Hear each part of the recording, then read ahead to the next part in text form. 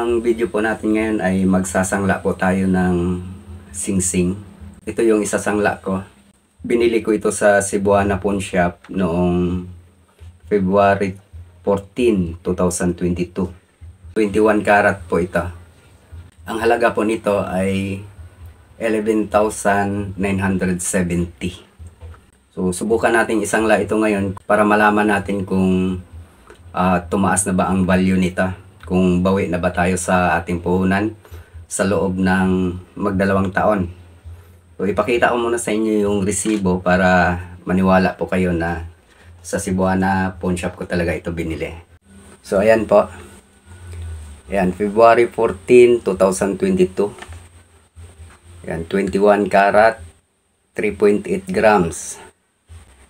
Ayan, ang original price po nito ay 13,300 less 10%. Ang value na lang po niya 11,970. Ito siya. So ayan po siya, 21 karat. Timbangin natin kung 3.8 ba siya.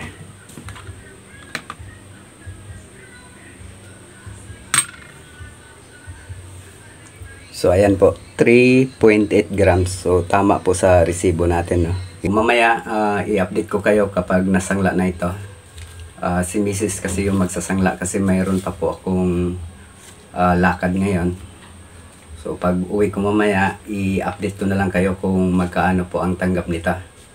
So ito na po yung resibo.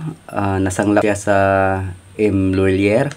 Doon dapat yun sa Cebuana, kaso lang maraming tao. Ayan, January 29, 2024. Kanina, tinimbang natin yung alas natin.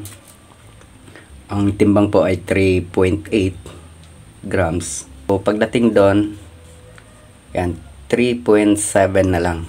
Mas mababa yung timbang nila. Nabawasan ng 0.1. Yan, tapos ang tanggap po ay 10,500 pesos. So i-divide natin kung magkaano lang yung per gram. So yan, 10,500 divide 3.7 grams. Ang per gram po ay 2,837 pesos. So mababa ang appraisal rate ng M. Lulier. Tapos binawasan pa po ng interest 367, tapos may 5 pesos pa na service charge. Naging take home lang natin ay 10,127 pesos. So malayo pa po sa puhunan natin na 11,970. So hanggang dito na lang po. Maraming salamat po.